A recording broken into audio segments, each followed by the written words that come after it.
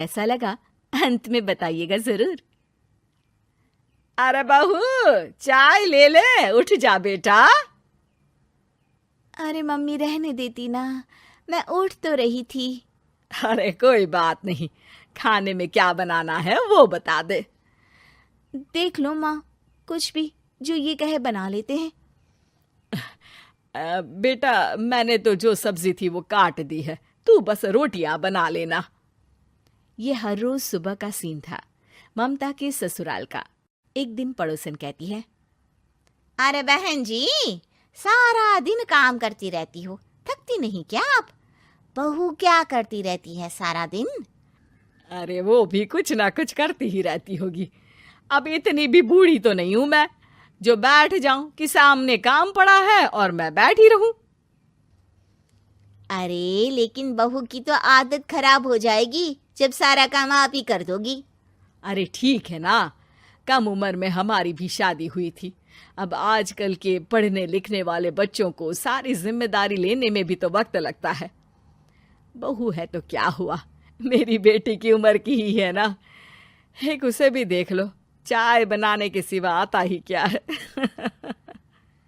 ममता से सारी बात करती है। हाँ, मम्मी जी ही ज्यादा काम करती हैं, इसमें कोई दो राय नहीं है।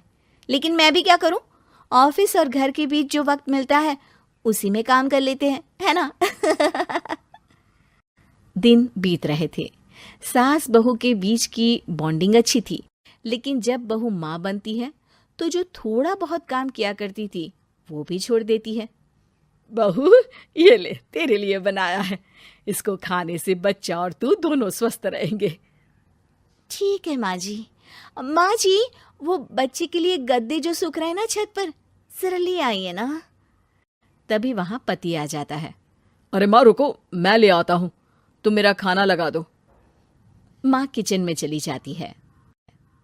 पता है, बगल वाली डॉली है ना, वो लोग हमारी साइड के हैं। उसकी सास ने तो उसकी हड्डियों को मजबूत करने वाले लड्डू बनाए हैं। उसे भी बच्चा हुआ है ना। पता नहीं मम्मी जी क्या पानी सा उबाल कर दे देती है, मैं तो बस वही खा लेती हूँ। अरे तो तुम्हारे साइड बनता है तो तुम अपनी माँ से बोल दो, वो बना देंगी। आहा, माँ की तबीयत ठीक नहीं रहती, तुम जानती हो ना, कैसे बनाएंगी वो।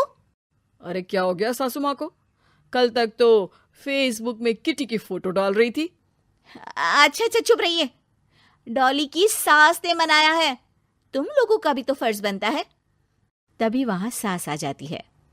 ये ले बहू, गर्म पानी की बोतल, गर्म पानी पीने से पेट अंदर हो जाएगा। नहीं नहीं माँ जी, गर्म पानी पीने से प्यास नहीं बुझती। अरे पी लेना बेटा।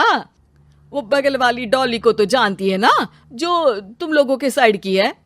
तेरे साथ ही उसका भी बच्चा हुआ था। बेचारे का कोई ख्याल रखने वाला नहीं, सारा काम करती है और रात में बस एक लड्डू खाकर सो जाती है। पेट तो लटक ही गया है और बच्चा तो कितना कमजोर सा है उसका। अच्छा माँ, क्या बात है, डॉली की ये हाल है? क्यों मैडम, क्या कहना है आपका? अब पता है मुझे, किसी के पास मेरी सास की तरह सास थोड़ी ना है। नहीं नहीं बेटा, ऐसा नहीं है। मेरे लिए तो तुम सभी मेरे बच्चे जैसे ही हो। ममता को समझ में नहीं आता कि वो सास में कैसे कोई बुराई निकाले, क्योंकि हर कोई उससे उसकी सास की तारीफ ही किया करता था। एक रोज ममता के घर उसकी ननद आती है। अरे भाभी, मुन्नी को तो 6 महीने हो गए, आप अभी भी बेड पर हो।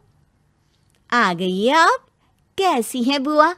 बच्चा होने के 6 महीने बाद आई हैं आप? भाभी, अमेरिका दूर है ना तो वक्त लग जाता है। अब इनकी छुट्टी अभी थी तो सभी आ गए। वैसे माँ कहाँ है? थकी हारी सास बेटी को देखकर खुश हो जाती है। माँ, इस बार तेरा वीजा तैयार है, मेरे साथ चलने को तैयार रहना।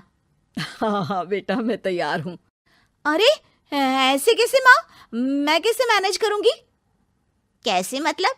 जैसे मैंने किया अमेरिका में, आप इंडिया में कर लेना। वैसे आपका तो मायका भी पास ही में है ना। हाँ वो तो है, लेकिन वहाँ माँ के पास वक्त नहीं होता। ईश्वर भक्ति में उनका सारा समय चला जाता है। भाभी, बेटी परेशान हो तो माँ का ध्यान आरती में कैसे लग सकता है? समझ में ही नहीं आता। वैसे भी अब माँ को मैं अपने साथ ले जा रही हूँ। माँ को विदेश घूमने का शौक है ना। ममता मन मारकर चुप हो जाती है, लेकिन मन ही मन सोचती है कि वो कैसे सारा काम मैनेज करेगी। पति का खाना, नाश्ता, मुन्ने को नहलाना, धुलाना, फिर रात भर इसके लिए दूध तैयार करना। माँ तो सारा काम करती थी। हे भगवान, ना भाई ना। क्या हुआ भाभी? क्या सोचकर ना भी ना कर रही हो? अरे कुछ नहीं, बस बच्चे के बाद से ही कमजोरी ज्यादा हो गई है ना, तो अचानक से बड़बड़ाने लगती हूँ मैं। अगले दिन ममता अपनी माँ को फोन करती है। राधे राधे। माँ मैं क्या करूं, मेरी सास तो अमेरिका जा रही है बेटी के पास। अब घर का सारा काम, बच्चा, सब कैसे मैनेज करूंगी। तू आ जाना माँ कुछ महीनों के लिए मेरे पास। अरे ना ना ममता, मेरे बस की बात नहीं है काम धाम। अरे तू तो जानती है ना, मैंने तो तेरे भाई की शादी भी गरीब गांव की लड़की से इसीलिए ही की थी कि वो चुपचाप घर का सारा काम करे। वैसे भी अब तो आदत भी नहीं रही मेरी काम करने की। ममता को माँ पर बहुत गुस्सा आता है। ठीक है माँ, देख लूंगी मैं, लेकिन मेरी मुसीबत के वक्त आप मेरा साथ नहीं दे रही है, अब भूल जाना मुझे। ममता गुस्से में आकर फोन रख देती है और रोने लगती है, लेकिन बेचारी करे भी तो क्या।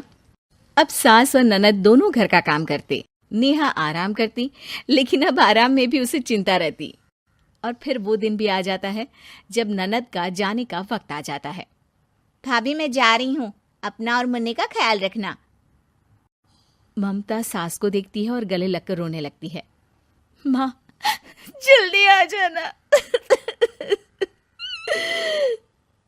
सास मुस्कुराकर कहती है, कहाँ से ममता, मैं कहीं नहीं जा रही। मैंने देखा कि मेरे जाने की बात से ही तू परेशान हो गई थी, इसीलिए मैंने अपना जाना कैंसिल कर दिया है। तू चिंता ना कर, मैं तेरे साथ ही रहूंगी। ममता को अपनी माँ की बात याद आती है कि कैसे उसके कहने पर भी ममता की परेशानी को समझने की बजाय उसने मना कर दिया, जबकि सास ने बिना कुछ कहे बहू की समस्या पढ़ ली। हाँ माँ, हम सब साथ चलेंगे बाद में दीदी के घर अमेरिका। आज से आप रानी बनकर रहना और मुन्ने को देखना। मैं समझ चुकी हूँ कि मेरा फर्ज क्या है।